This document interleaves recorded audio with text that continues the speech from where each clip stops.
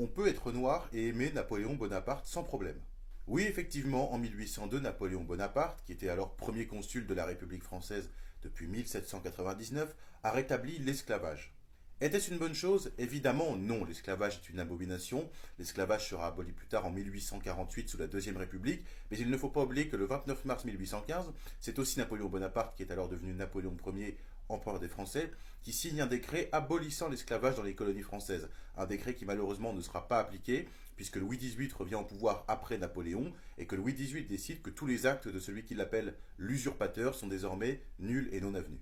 Pendant plus d'une décennie de règne, Napoléon Ier a jeté les bases d'un État moderne. Nous lui devons entre autres le Conseil d'État, la création des préfets, nous lui devons également la réorganisation des grandes écoles, polytechniques et d'autres, mais aussi les lycées, l'Arc de Triomphe, la Légion d'honneur et plein d'autres choses. Napoléon Ier, son destin est lié pour toujours à notre pays. Et finalement, pourquoi cet anéantissement qui serait celui de réagir en se disant que parce qu'il a rétabli l'esclavage, on ne devrait pas voir le reste de son règne?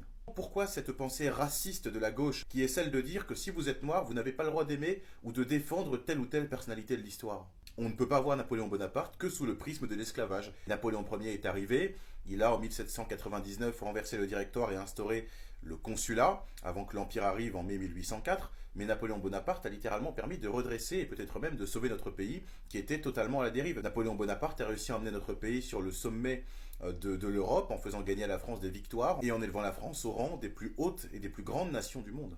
Donc oui, on peut être noir et aimer Napoléon Ier, parce qu'un destin pareil ne se résume pas qu'à une seule mesure dans tout un règne, et enfin parce que quand on est noir, on a le droit de penser ce qu'on veut, et on a le droit de soutenir surtout et de défendre qui on veut. N'en déplaise bien sûr à la gauche racialiste qui va y voir un but contre son camp. Moi je n'ai pas de camp si ce n'est le peuple français dans son intégralité.